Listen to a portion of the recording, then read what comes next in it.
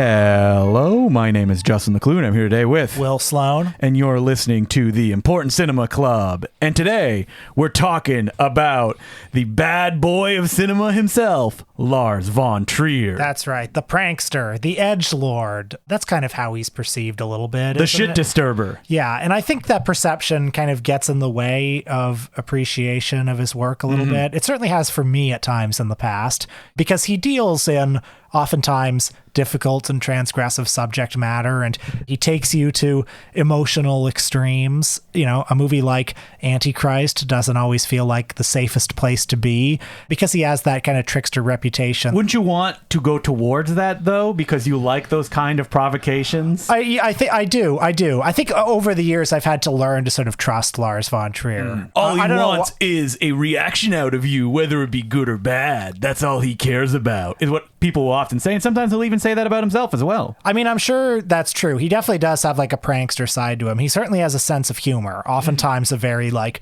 bitter and acidic one. You know, oftentimes the one that like is really disorienting and upsetting, like in The House That Jack Built, for instance. But I do think, like, just watching some of his movies again this week, there's like a great moral seriousness in them. And I also think there's like a consistent project happening in those movies. Like in a lot of them, you know, it's not all his movies are exactly the same, but like he's someone who believes in evil as like a force that like manifests and like is kind of always present. It's always simmering underneath, and just the right circumstances can allow it to unleash in places and people you wouldn't expect it. And if Lars von Trier heard that, he'd go, yeah, sure, whatever you say. Because I actually have his book. You're holding up your hand as if you have a book in it. Yeah, Lars von Trier.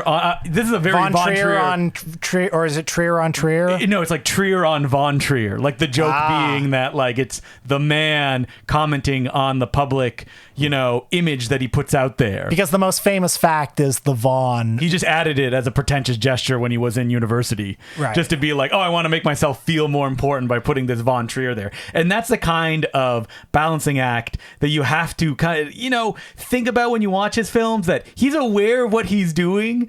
At the same time, he does have a big ego.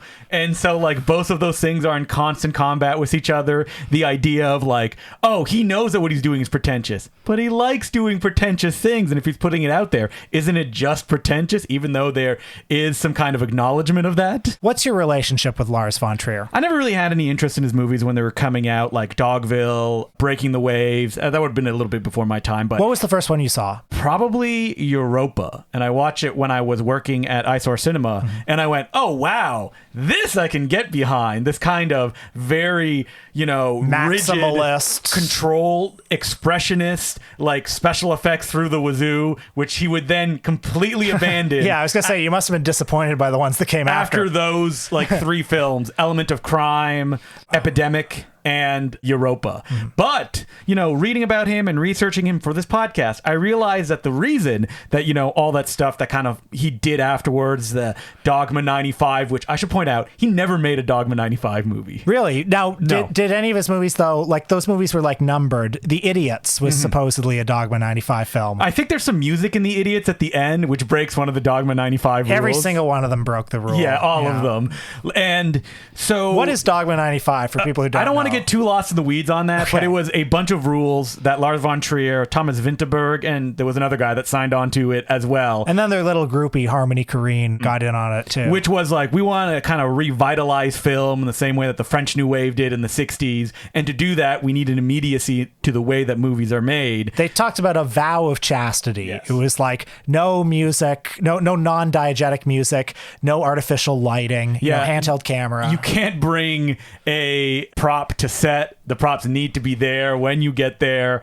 And you have to also shoot on 35 millimeter film. That's something that I find interesting about like all of his films around the Europa period, is that he was really experimenting. Something like Breaking the Waves is shot on 35, was transferred to video, and then that video was transferred to 35, which is why it looks as odd as it does. And so like those kind of visual experiments, I got really interested in it. And what's most important about, for me to understand like stuff like The Idiots, which usually I'd be like, no, thank you, is that hearing him talk about it, he is so controlling with the movies that he made, and that reaches its kind of limit with Europa, that when he goes handheld, it's to not impose any rules when shooting. So then in post, he can form the thing, jump cuts, whatever he needs, and then have even more control over it than he would do if he was trying to get something very specific on set and failing. Instead, he can, just build something anew with the footage that he shoots in that kind of handheld style. So certainly he was one of the directors in the 1990s who became, I associate with that decade as somebody who, emerged onto the festival scene and was, a critical darling. So to the extent that I'm talking about backlash to him, it was a minor backlash. But I remember, when I was growing up, or, discovering, serious art movies, there was always a sort of simmer in some of the critical reaction to his movies. People like Jonathan Rosenbaum, for example, treating him with a certain amount of distrust, like the Dogma 95 manifesto that he and those other filmmakers did. There was, in some circles, there was a sort of oh, this is a carnival barker, this is a publicity gimmick, unlike all those other movements, which are 100% real, completely organic, and were not at all conceived as publicity gimmicks. Well, Von Trier, throughout his career, is always trying to present limitations on himself to kind of foster, I guess, creativity. And he says that a lot of it is rooted that when he was a kid, he had parents that would let him do whatever he wanted. And that later on in life, he realized created a need to go against anything anyone demanded of him, but also to impose some kind of limitations so you can work towards something. Because when you can do whatever you want, it's absolutely... Well, great art thrives with limitations, so they say. So the received wisdom is. This has obviously been one of the themes of his movies with the 5 obstructions, where the very thesis of it is if you have a true artist and you keep imposing limitations on them, somehow art will find a way. And that it may not be exactly what you were planning on, but by doing that, it becomes that much more interesting. So you watch Breaking the Waves, probably his breakout film in terms of the art house circuit. Yeah, that was one that I would hear Siskel and Ebert rave about and put on their top 10 lists. And it had a kind of mainstream art house reputation that most foreign films didn't have. The plot of Breaking the Waves, if you haven't seen it, Emily Watson stars as a Scottish girl in a remote town who lives a very repressive Calvinist upbringing. She's also had mental health issues throughout her life, I think the suggestion is she's been institutionalized in the past. She has a direct relationship to God, she thinks, where there are many scenes in the movie where she's talking to God and talking back to herself as if he's talking through her. She thinks she's having conversations with him. She falls in love with a character named Jan, played by Stellan Skarsgård, who's a worker at a nearby oil rig. He's not a churchgoer, so this brings some tension between her and her ultra-religious community. She wants to please him. There's a harrowing scene at their wedding where she loses her virginity to him in the bathroom during the wedding, and she's very eager to do it. It's an incredibly unromantic moment. In fact, Jan says, "Do you want to do it in some place more romantic?" And what the movie builds to is that her husband gets injured, and she decides to... how is it phrased exactly in the film? Well, he's injured, he can no longer have sex, and he basically says, I would like you to, take on a lover and have sex with him and describe it to me, and maybe I can live through you. And she really takes to this. She first, propositions the doctor, and he says absolutely not. And so then she increasingly propositions strangers, just random people, and these encounters get more and more degrading and more violent. The doctor becomes concerned that this is some sort of, again, she's somebody who's suffered mental health issues in the past, and increasingly thinks that, her proximity to him is triggering or setting off something potentially very dangerous. Meanwhile, the people in the church community, she becomes increasingly ostracized by them. And I don't have a clean analysis of this movie. Yeah, what is this movie about at the end? Well, spoiler alert for Breaking the Waves. Well, I always actually kind of remembered this movie with a little bit of a sour taste in my mouth. And I don't have that. I like watching it again. I was actually very moved by it because I think, you've ultimately got this woman who... a pure innocent.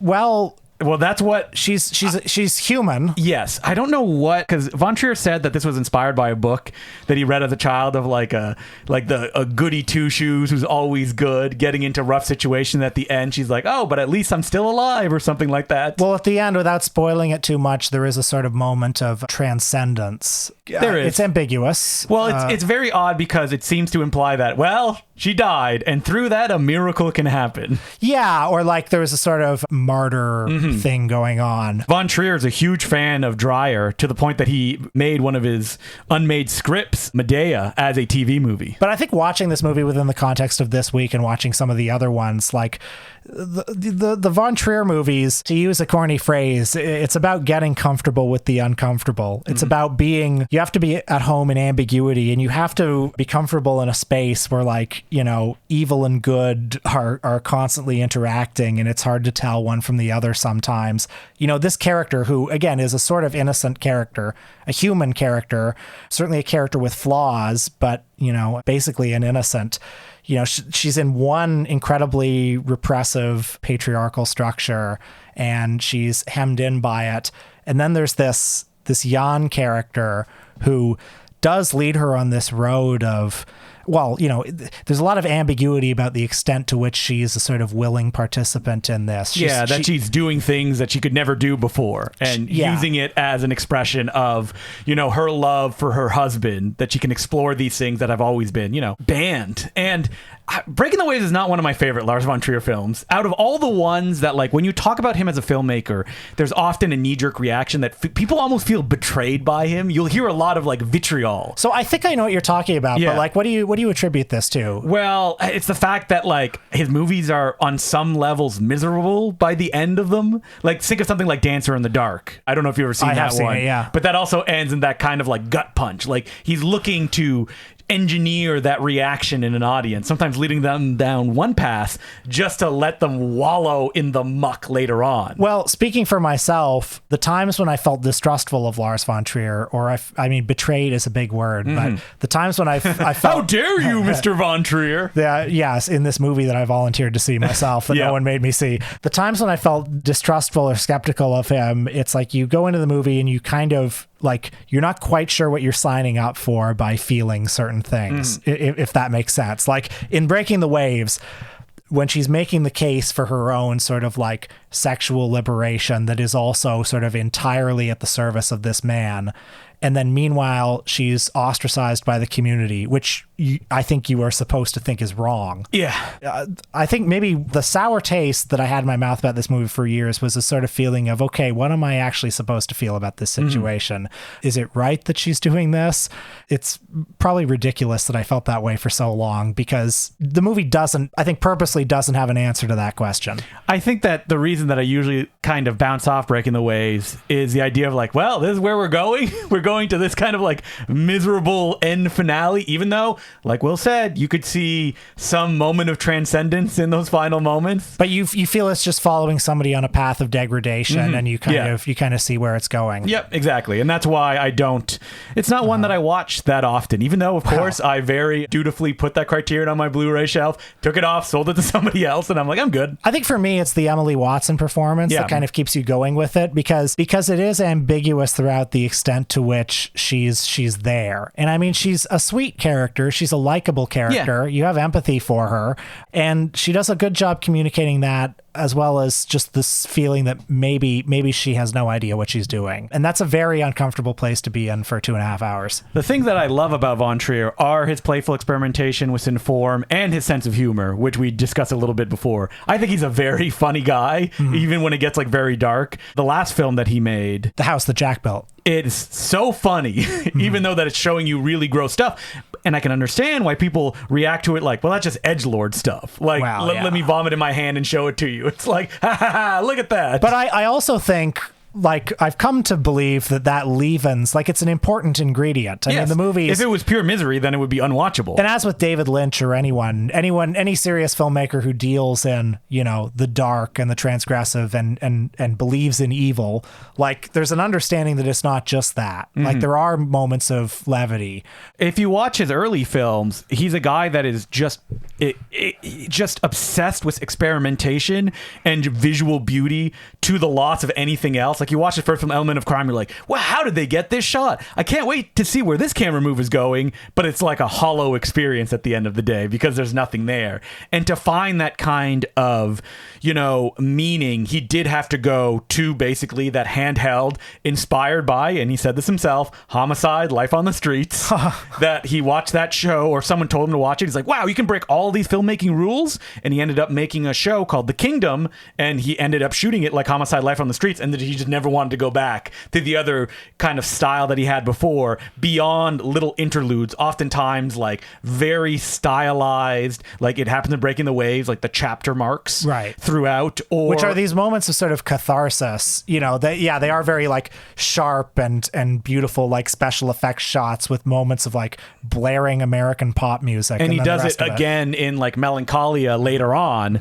And so like I like that experimentation, the sense of humor, and the darkness as well. But Breaking the Waves, I've always found, when I watched it, that feels like, oh yeah, that would be the art house like breakthrough. There's almost not enough experimentation for me. And it's like later on, but even something like Dogville, I find is a very good partner to Breaking the Waves when you're talking about degradation of a main character. By the way, Dogville, which I watched again this week for the first time in years, I watched the restoration that's on Mubi, and that actually I think looks beautiful. I was surprised because seeing this movie like kind of close to when it came out, I remember like it's shot in this like very harsh digital that I think I and most people weren't really used to seeing, as well as the whole gimmick of having it shot like our town in this set where the set is just like labeled on the ground, but the houses haven't been built. They're all just on one big soundstage. For anybody who hasn't seen kind of what Dogville looks like, it's just imagine a set for a theatrical play. There are some kind of props on the set, but it's all marked off in chalk.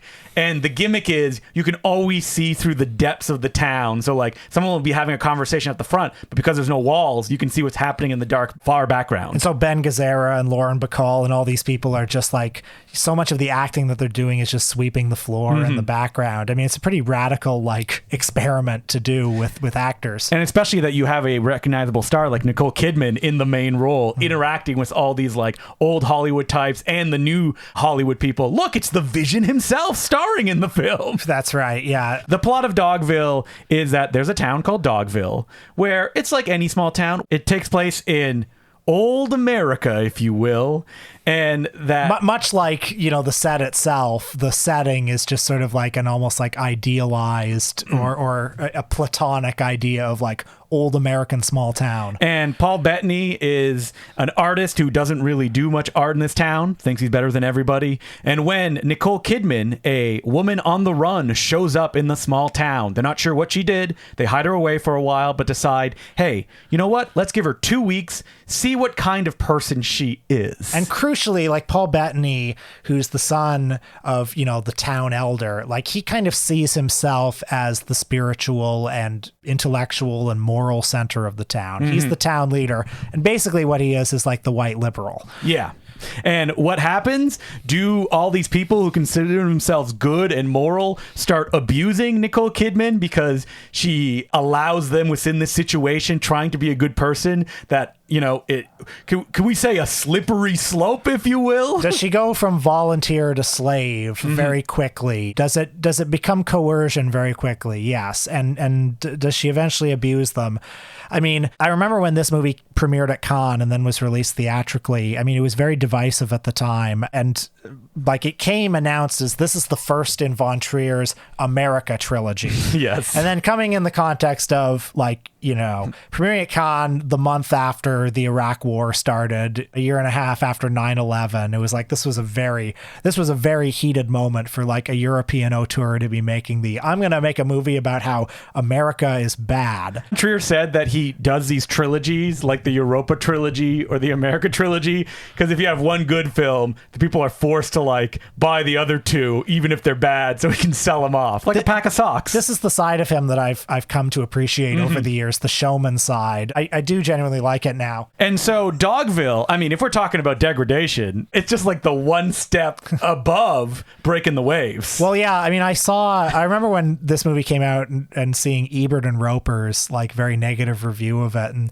the alleged anti-Americanness of the movie, which was like... Wait, the critics were reacting to it at that time, post 9/11? Oh, yeah. It was like, you remember Dogville ends with like a montage of scenes of American poverty with David Bowie's Young America playing. And I remember Roper in particular took offense to that. Like, they have these problems in every country. What's with this? Like there was even among liberal critics, there was like a strong kind of reactionary backlash to this movie. And I think it made certain people particularly insane because the movie is like allegorical. It's not directly about American slavery. Yeah, well, you'd have to see Manderley. Well, his next film, which is very directly about it. But what it's suggesting is that there's a sort of, and I don't think this is even a uniquely American phenomenon, although maybe he's saying it is. But like there is a propensity in small towns, even towns full of nice people, not small towns, communities, groups of people.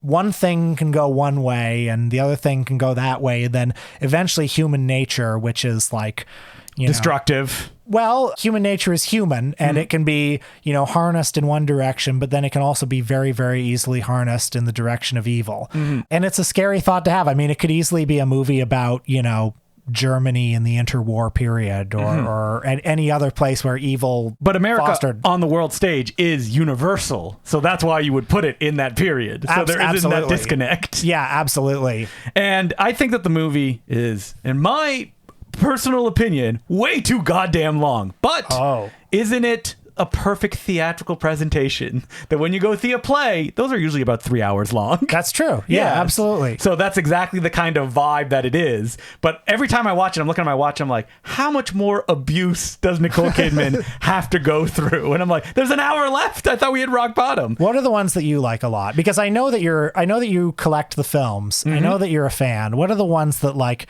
if you were to pick one off the shelf? So I love all of his early films, even though that I don't react emotionally to them. I really like Antichrist, Melancholia, Nymphomaniac, and The House That Jack Built. Let's talk about Antichrist, because I didn't revisit it for this podcast, but I mean, that was such a like atom bomb that dropped on the Cannes Film Festival that year. I don't even remember the reaction to it. Mostly it's like Melancholia and his famous Cannes presser. Well, of course, yeah. But like Antichrist, like the Cannes Film Festival, the people who go see movies there are a bunch of weenies, and it's always amazing. There's always rich weenies, and there's one movie every year where it's like, oh my god, there were 100 walkouts, and people were literally killing themselves in the aisle because they couldn't take it. And I remember at the press and a 15-minute standing ovation for Kevin Smith's Clerks 2. Yeah.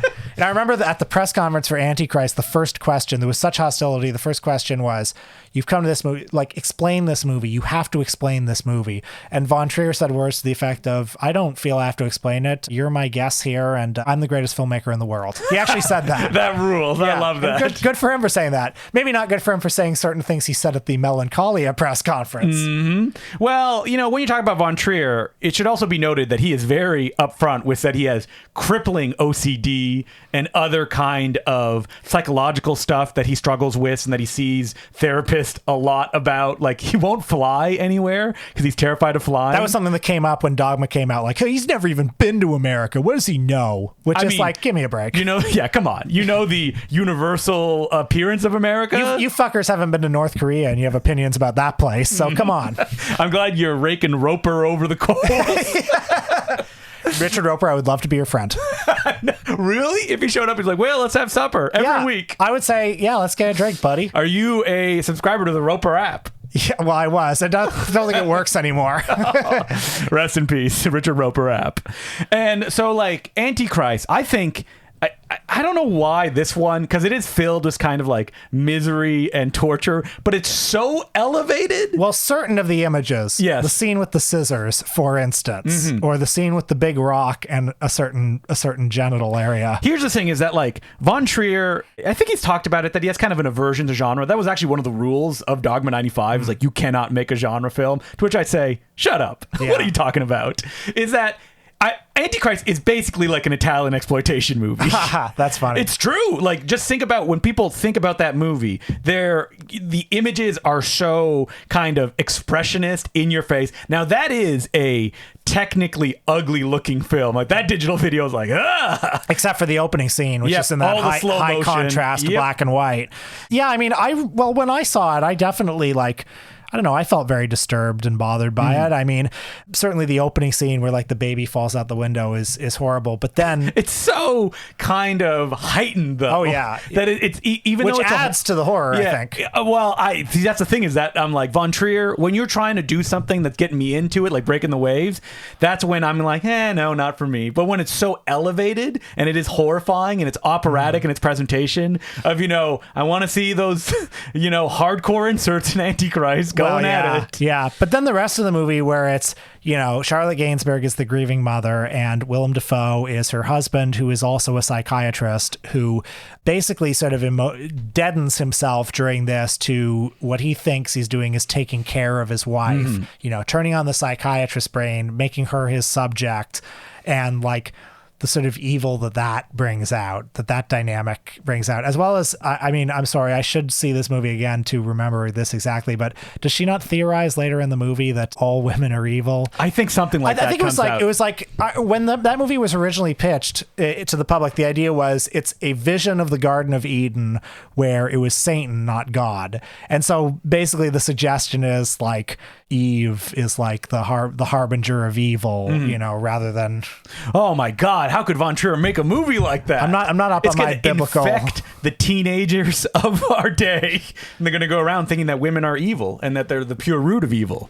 I wouldn't blame that on Von Trier. But that's what I'm saying is that movie, even though, like, I mean, that's a very easy way to interpret that film. It's like, but he's like an edgelord throughout all of this, right? Well, I mean, so I think you say edgelord. I mean, I think he is serious. Provocateur. He is a provocateur. Yeah. I mean, because there's a bad faith to edgelord. I mean, Manderley, which is, the cheap Atlas Shrugged sequel to Dogville. I mean, it looks basically the same to me, but no, but they recast everybody. I know the whole cast is different. Yeah. But like, I mean, there are a lot of provocations in that movie, a lot of very ugly stuff in it, not least the suggestion in the movie that democracy is inherently flawed and is unenforceable. I haven't seen Manderley, so I can't speak to it. But let's talk about Melancholia, which we both watched this week, and which I think is probably his best one. Oh, of all of his movies? Yeah, I actually do.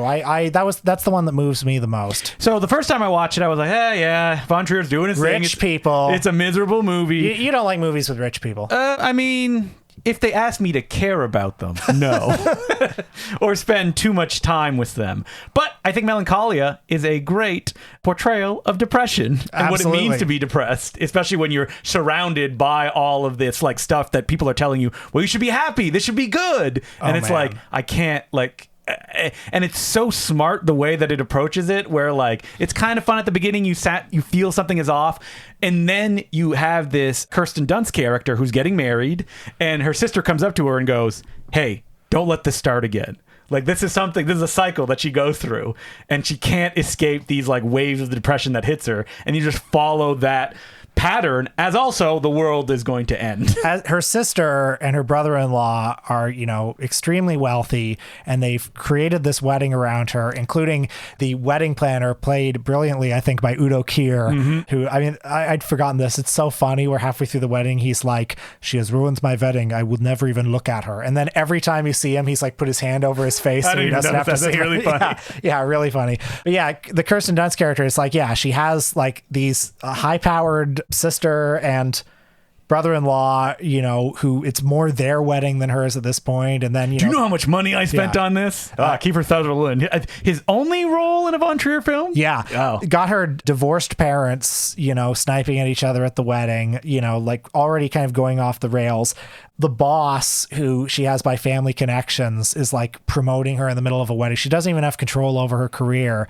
And like, I don't know, you literally just got married this week, but I could imagine, I just know from experience being at anything like this, it's like at a certain point, the wedding can be a metaphor for just your life, where it's just like, how did I get this huge infrastructure around me? And like, how can I get off the ride? Well, thankfully, my wedding was not a giant classic wedding at a mansion. You're still here. Yeah, I'm still here. Smile on my face. 2 days later, they say marriages don't last, but 2 days. Here we are. I'm like a pop star in the mid 2000s. We've made it all the way here. But the thing about Melancholia is the way that we're describing it. It makes it sound like, oh, it's this big wedding. But that's the magic of the movie. Is you got 90 minutes after that wedding where it's just the wind down, but also the wind up to everybody dying, which the movie just shows you right at the beginning of like, listen, it's going to be the end of the world, these expressionist images, and then we're just going to kind of, how do people react in this situation as this thing is happening? No one kind of wants to admit it, but they all know that it's coming, that I think it's like another planetoid is going to crash. Collapse. Crash into Earth. And yeah, I also think in this movie, there's no kind of one way to look at that either. Like, I think in a way you could almost regard the end of the earth as like liberating in this movie. Well, like the Kirsten Dunst character is the one who, as everything is falling apart because the second section of the movie focuses on her sister, her depression allows her to have almost a calm and acceptance of what's happening, that she's the one who's in control and is accepting, all right, this is happening. And she actually helps her nephew through it and giving him some hope. She has a speech where she's like, we're alone in the world. We're the only people. Why does this matter? And to that I go, well, who cares? There's no other life in the universe. Like, you make your own moments. What you're doing now, there doesn't have to be a big cosmic thing. Someone with depression doesn't matter, doesn't help them. That's what the movie is showing you. Absolutely. That no matter what you can say, when they're in those kind of states, there's almost nothing that, you can talk to them, you can interact with them, not get angry with them, but that's not where this movie is, starting. It's starting at a place where Kirsten Dunst this has happened to her over and over and over again, and her family has reacted like, ugh, why? But now the world is actually ending, and that kind of depression is what is allowing her to kind of move through it. At that infamous Cannes press conference where he compared himself to Hitler, and then I think he said, I am a Nazi, I sympathize, et cetera, et cetera. Jokingly, but rather disastrously. As poorly as he expressed that, I actually think that what he was sort of communicating was that he has evil within him, which is like certainly a theme of The House That Jack Built, and I think is a theme of most of these movies. Evil is all around us, and we're all capable of it. You see it in that last scene of Nymphomaniac, where the Stellan Skarsgård character, who's a sympathetic person, he's been the nice guy trademark for the whole movie. He's capable of evil, great evil. And he even says like, but that story you told me and all the stuff that happened, it's like, I can do this, right? It's like, no, that's not, what's the point that you got out of the story I was telling? That's Lars von Trier basically saying like, you are drawing the wrong conclusions from my movies. Well, I just think that like the edgelord thing, the provocateur thing, the truth that he wants you to wallow in a lot of these movies, and the tone with which he tackles them sometimes, that bitterly comic way, juxtaposing with extreme cruelty and transgression. I think his movies pose a genuine challenge. Like what he's saying about the evil all around us and all of our capacity for it is genuinely frightening. And I think it like takes a certain amount of, I don't want to overstate the case, but like artistic courage on his part to like plumb those depths in the movies. That the world can be very evil. Yeah, that's true. What are you going to do? Not a lot of movies really deal with that, though. No, they usually deal with redemption or, getting better. And even the evil people, you bring them over to your side by the end of the movie. Yeah. And Von Trier is the opposite. It's like, oh, these good people you thought were good. No, they're bad by the end of the film. Yeah. And I think to do that in a way that is entertaining, entertaining, or interesting, and engaging, and at all watchable, and actually makes you think. It's a significant achievement. Well, I think the thing about Von Trier, right, is at the end of the day, he is a pop art filmmaker in the sense that like his films travel more than other films that are like, this really deals with the depth of evil, and it's like, yeah, but it's miserable to watch, so you can only connect with a certain amount of people. Yeah, and some movies, like. I don't know, to use an extreme example of like the sort of like this is so fucked up movie that it sometimes shares shelf space with, but like a movie like August Underground only has one idea and only has one feeling in it. And these movies have a whole tapestry. It sounds like Von Trier's pretty much done with making movies too. He's seriously sick, I understand. Yeah, I believe he has Parkinson's, he says, which makes it very difficult to kind of, do the work that he used to do. And he's getting on in his years as well. Yeah, no, I think it's tragic. I mean, I think it's a great loss for cinema to not have him. But he has a whole filmography that was constantly evolving, even though that some of the films that we talked about seems to be very similar subjects. But I mean, I love the boss of it all, the comedy that he made. Very funny. I think it's very funny. I was reading a review on Letterboxd. People are like, oh, not a very laugh out loud movie. I was like, I was laughing out loud throughout. Yeah. A guy who, I mean, it's such a convoluted premise where an actor is hired by a guy who is actually the boss of the company, but he never admitted it to his employees because he was embarrassed. But what we really learned is that because he wanted to control them all from behind the scenes, and that actor being forced to spend a week with his employees pretending to be this boss. And they're just a real weird bunch of people. And that movie is another one of those experiments that, do you remember? He's like, oh, it's Automavision. Yeah, Automavision, which was a camera where it was supposedly him purposely giving up control of the compositions and editing strategies. Yes, well, not the editing strategies, because what would happen was that when they would start a scene, they would just randomize where the camera would be positioned in the room, and then they would put the camera there and run the scene. And watching the movie, I realized, oh, okay, so they would do the scene from multiple different computer-chosen angles, and then he would cut it together into whatever he wanted. So it's an interesting way to make a movie. Again, limitations that you present yourself and how do you work around them. All right. As per usual, you can send us letters at importantcinemaclubpodcast@gmail.com. And our first letter is from Griselda. And it goes, you gotta love historic dramas. Do you love historic dramas, Will? I mean, when they're good, sure.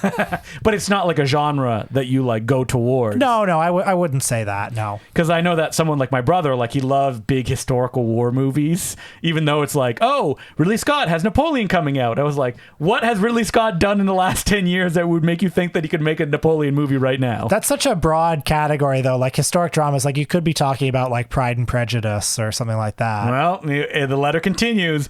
First thing, love the podcast. It's refreshing to hear about hidden gems in cinema, and I especially appreciated the episode on El Santo. As a first-generation Mexican-American, it's always a treat to see both of my cultures peek through in my interest. I'm curious to hear your input on one of my favorite film directors, Joe Wright. He primarily works in taking literary works and adapting them to the screen. Of course, my favorite films of his are Pride and Prejudice and Anna Karenina. You can tell he has his favorites to work with, cough, Keira Knightley, cough. A year ago, after talking a big game over what a fantastic director Wright is to my husband, my sibling and I got a copy of Cyrano for all of us to watch. Cue me trying to make excuses and promising my husband that Joe's films aren't always like this. I showed my husband Anna Karenina, and he couldn't help asking, what happened? While I know that Wright specializes in beautiful shots and imagery, he's not a writer, and sometimes his writing leaves more to be desired. What are your thoughts? Joe Wright, that's an interesting director who I feel was like very big for like a small period of time. Well, I'll tell you, we all love Hannah. Yeah, Hannah. I would have loved it if someone else made it. Ouch. No. I completely forgot Hannah. But you love Pan. Remember his Peter Pan adaptation that had like Nirvana songs in it that they would sing? We all have biases. And maybe they're not fair. I will say that when Joe Wright, I almost said Edgar, when Joe Wright has a movie out like that Winston Churchill movie, I say, no, thank you. Winston Churchill movie from the director of Atonement. Pass. That's you didn't like Atonement when it came out? Well, I saw it. I can't really remember it that well, to be honest. What about Anna Karenina? You know, I like that gimmick in Anna Karenina where it's the stage. Theater, yeah, I thought that was kind of neat. I remember seeing Hannah, and that was it. We all had Joe Wright madness back then. And watching it and going, that's it?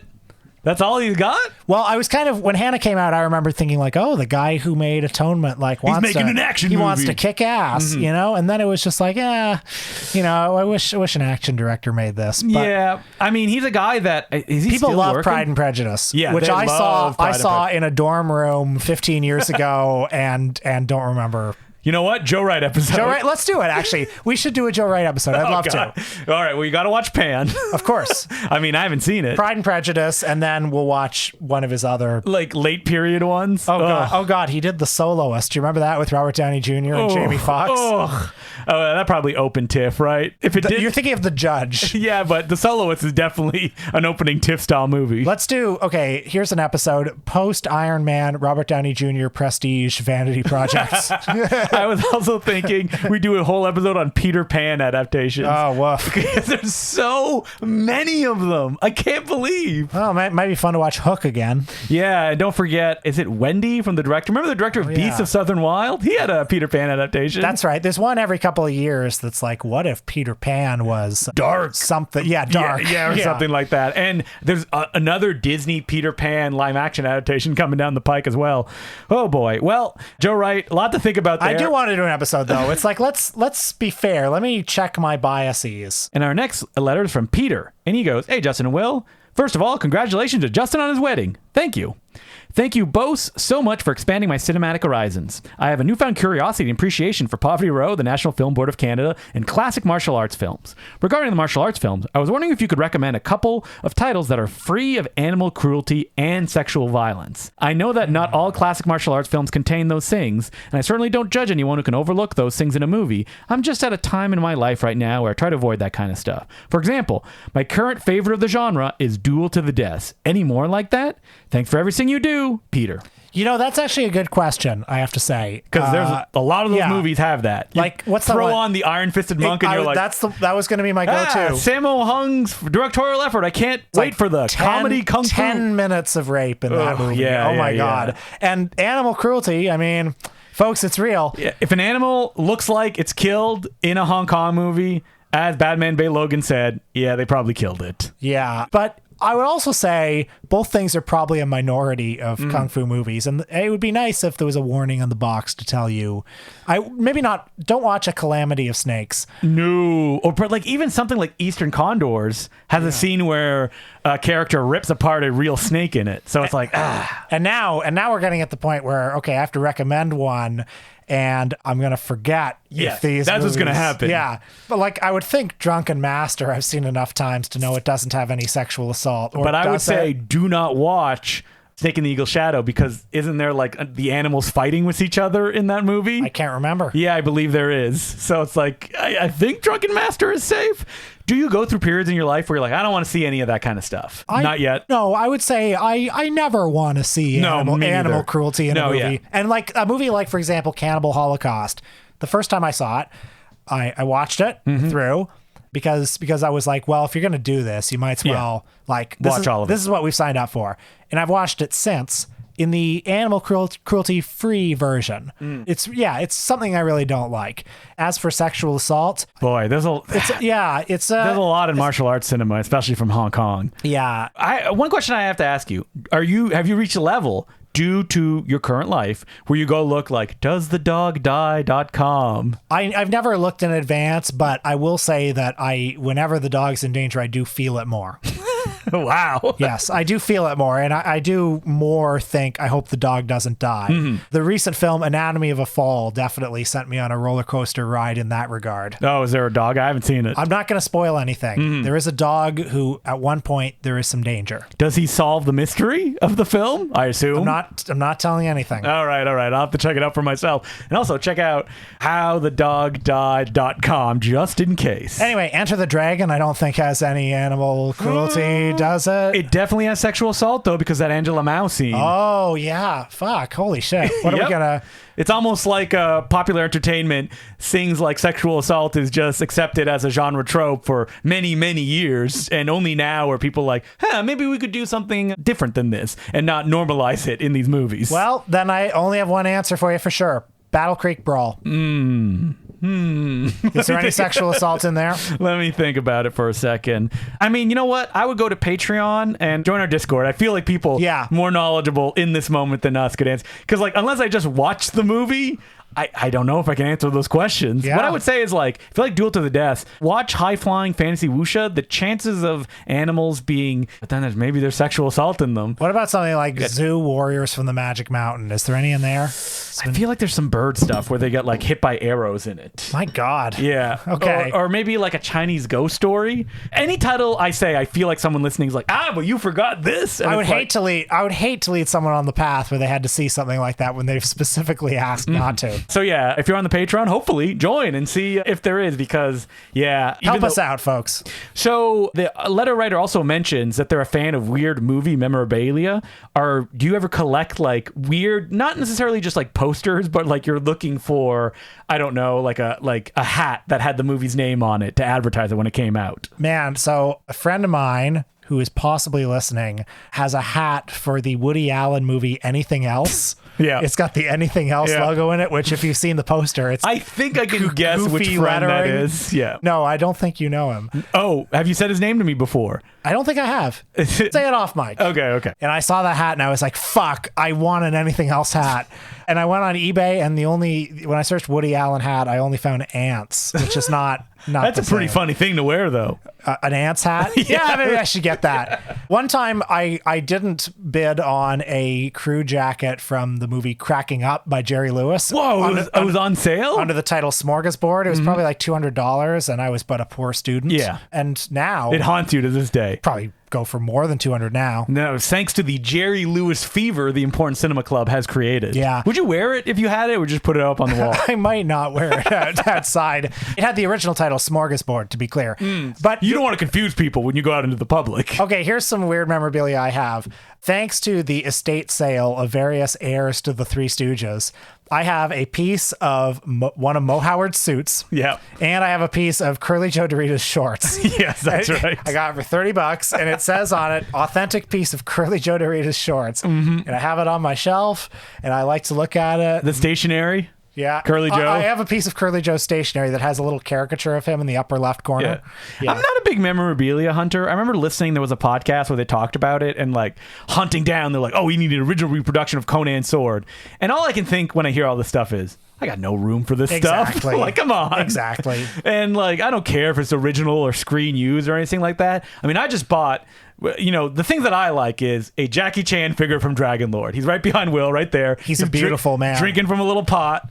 Like when I saw that a BMV had it, I was like, I need this guy. Especially, you can bend him in weird shapes. That's what I want. You can fuck him. You can if you want to. Put him in your ass. You can do whatever you want. No, at BMV, I often get the Godzilla action figures. I've got, a little Megalon, a little Gigan, I got Hedorah guarding the coin jar for the laundry. Love it. Yeah. I mean, especially Godzilla stuff. There's Godzilla fever now. Like that store that opened, they have new toys all the time. So good. And what I have to say though is those Godzilla toys, his tail's too long.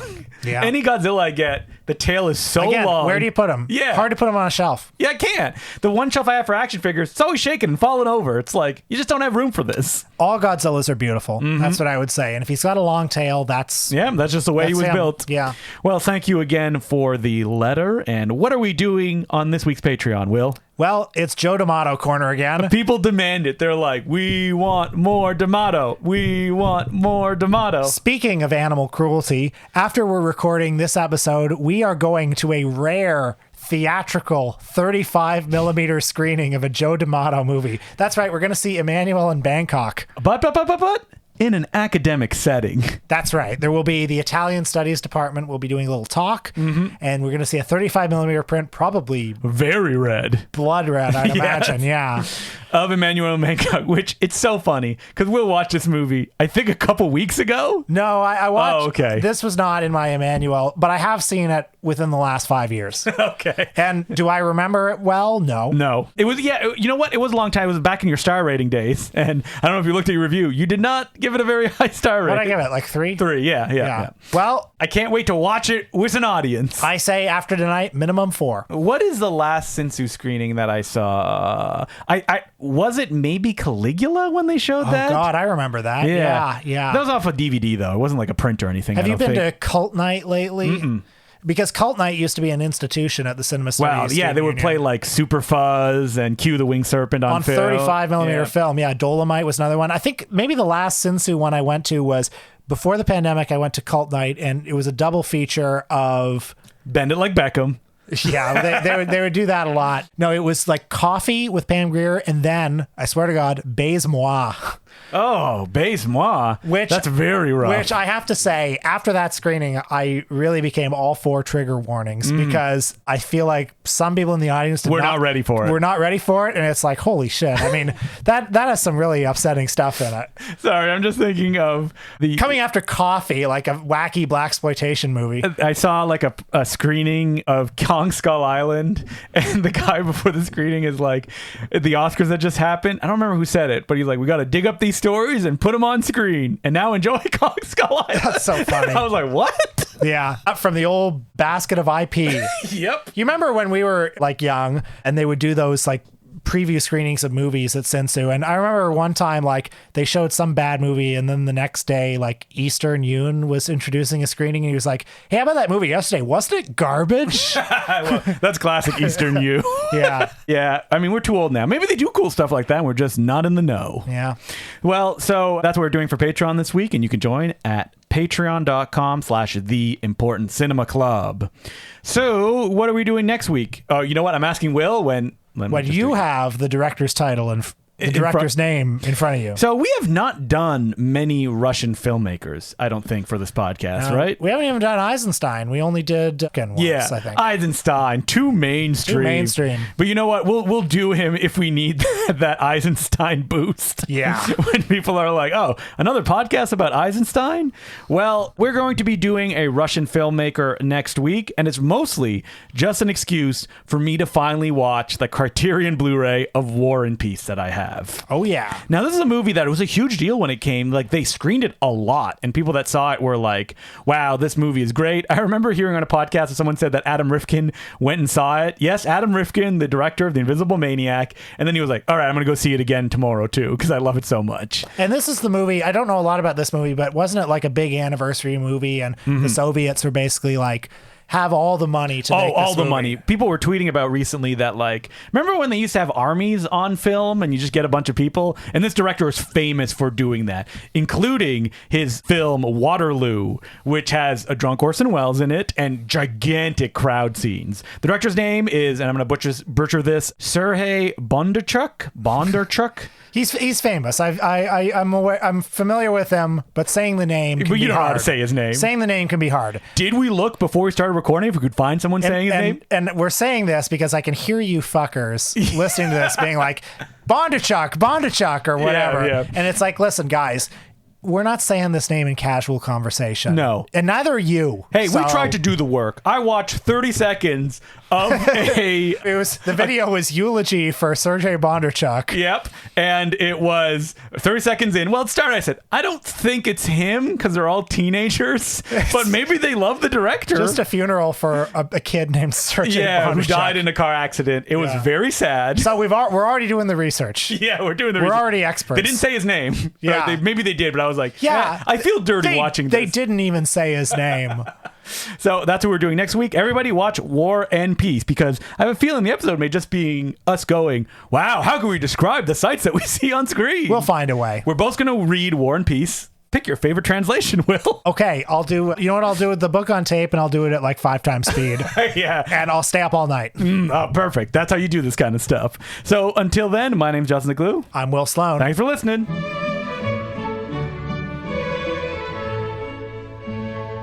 We'd like to thank our new patrons, who include Anderson, Grace, Oakley Flynn, Hayden Cook, Some Sketchy Guy, Frank Stock, Brad Simon, Calvin Vaughn, Emmanuel Ordonez Angulo, Anthropophagus, Alex, Ethan Skelly, Peter Salamone, Alexander John Cunningham, Griffin Sims, Tales of Tales, Lars Mulvik, and Matthew Giafino. Thank you very much for becoming patrons. We could not keep doing it without you. The people don't want us to see new Looney Tunes material. Oh, man. So Coyote versus Acme. This is one of the big entertainment stories this week, coming hot off the end of the SAG strike. You'll recall that maybe a year and a half ago, 2 years ago, Big Dick David Zaslav came in. Our favorite CEO. Wait, is he CEO? What is he? It's not my job. He's the head honcho there. And he said, we need to get some tax write-off money. Warner Brothers is in dire financial trouble. Here's the thing. Every company's in dire financial trouble if you look at the numbers. Right. And he said, you know, one way we can get some quick financial relief is if we put 2 almost completed movies on the shelf, Batgirl and the Scooby-Doo sequel. What? I'm not going to be able to see Scoob 2, a Halloween Haunt? I mean, you'll recall also that part of the publicity around this was they made the big case that, well, this Batgirl movie, it's not releasable. This would damage the DC brand. We're actually doing, in addition to collecting some money, we're doing a service to not make you watch this. How could it be worse than The Flash? Meanwhile, wait till you see the greatest superhero movie of all time. James Gunn said so. He said so. The Flash. The greatest of all time, The Flash. Let's keep pouring money into that. And I think there was a conception that, like, well, they're not going to do this more than once. And so it's not like they're going to give permission to other studios to also do this, like Disney, where, the Willow TV show just disappeared off their service. Right, for a tax write-off. But now this past week, they took the Coyote versus Acme movie, which I think sounds fun. And who knows? I mean, nobody's seen it, but they claim that it tested well. But the premise of the movie is Wile E. Coyote gets so fed up with the Acme Corporation that he takes them to court. And it's like a legal comedy. Yeah, with Will Forte, a very funny man. Yeah. John Cena. Yeah, John Cena's the villain of it. James Gunn, the head of Warner Brothers Marvel division, wrote this movie. And produced it. Yeah. So, like, if it can happen to him, it can happen to anyone. Why would you ever want to work with Warner Brothers? So this is baffling. And now today, as we record this, there's an article in the Hollywood Reporter suggesting that Warner might be doing a bit of an about face because a number of high-profile filmmakers instantly canceled meetings with Warner. I mean, I would. Yeah. And as what, the messaging coming out of the team who made this movie is like, what's the problem? It's on budget, it's on time, it's completed, it's scored, special effects the movie's are done. Yeah, it's tested in the 90s, and it costs $72 million, and you're shelving it for a $30 million tax write-off, which is like, I mean, you would have to be an idiot to not be able to make $30 million at least on this movie at the box office. I think I want to take a step back and let's just go through the thinking, or try to, of how you reach this point of going, this is the movie that we're going to abandon. Well, I think there are certain other like Looney Tunes things that they're developing. Yes. So they have a theatrical animated film. Right. And there's also, they're talking about like a live action Bugs Bunny, like a live action animation like Roger Rabbit thing that they're in development on. And also this Coyote versus Acme movie was originally conceived as streaming content as well. Oh, was it? Yes, it's one of those movies. Now, the streaming movies look to me indistinguishable from theatrical movies, so that's no excuse. But they were also like, yeah, it doesn't fit in with our strategy anymore. So, and it does seem as short-sighted as David Zaslav or the people around him being like, well, hey, I mean, we can make a certain amount of money this way, or in the short term, because we punted Dune 2 to next year. Our fourth quarter earnings depended on Dune 2 coming out. We have no fourth quarter earnings anymore. We got to get $30 million somewhere. Let's just throw this one out. And this is following David Zaslav's going, we have a lot of kids content. We don't really know how to promote it. I think he did it on a call, like a shareholders call or something like that. And then he turns around and is like, cancel this movie. I do think they looked at the fact that they made 100 Looney Tunes cartoons and that no one was talking about it. Mm-hmm. And my argument would be, how the hell are we supposed to watch these cartoons? Well, no one knows they exist. Those cartoons were not promoted. No, not at all. They were just indifferently dumped onto streaming.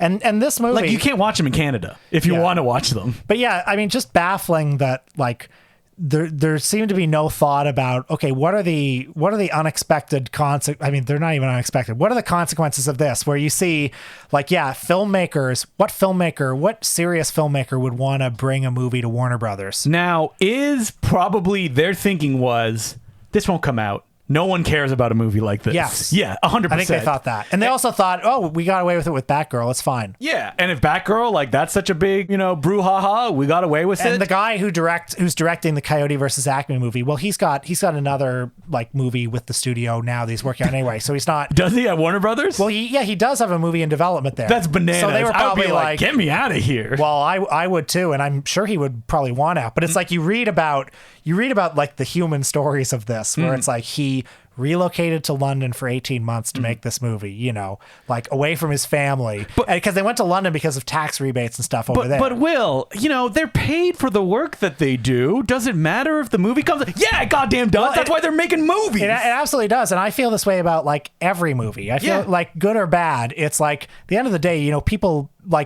do deserve to have their time respected. Yeah, The Flash deserves to come out. Well, actually, The Flash does deserve to come out. Yeah, it does. Doesn't deserve anything else, but it deserves to come out because it's like, yeah, a huge number of people put literally years of their life into it. You know, it's like if it doesn't come out, what does that do? Like their resume now has like, oh yeah, I spent 5 years making a movie that didn't come out. Yeah, this is the thing, is that when you make like a studio film like that, there is not that fear of, oh boy, maybe it won't come out. They deal with that probably for years before they get a green light to go make the movie. People are making empty promises and saying, oh yeah, you know, you're good to go in probably a month, and then nothing happens. Think about the actress who played Batgirl. Yeah. It's like, what a horrible thing to do to somebody at that point in their career, where it's like you've invested so much and you're going to be Batgirl, and probably like whole other deals are contingent on you being Batgirl in a movie, because that's a big movie, that's a big role, and then it's like, oh, I just wasted a year at like the height of my potential. Yeah, what an awful thing. It sucks, and it sucks in a way that it feels more like a performative act as a studio doing it.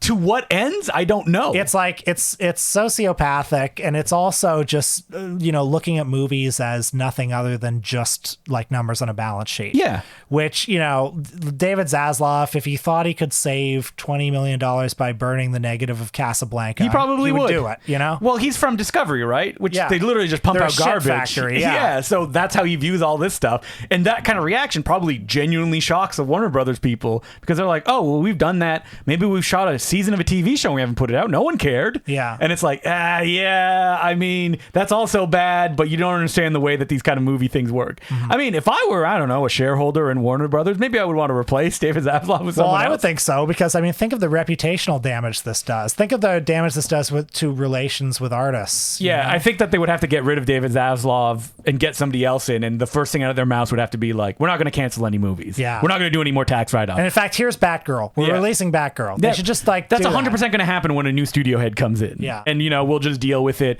and it will help. Because at the end of the day, we always talk about this, like stocks, that value is only based on people trusting the product. And that's what raises or causes people to sell. Doing this kind of shit, it just hurts the product. And maybe, you know, it's David Zaslav, at the end of the day, he's probably going to get like a $10 million bonus, leaving the company in the crater or selling it to like Apple or something like that. I'm resigned to the fact that he'll be monstrously wealthy to the end of his days. Yeah, of course. Yeah. And that, you know, Warner Bros. Is going to be sold off probably to somebody else. And, you know, is that an antitrust case? Absolutely. Well, that's a whole other matter. Yeah. There's a lot that's bad in how the world is run, as you might have heard. Whoa, all right. Well, Will's going to have to teach me some of this off mic.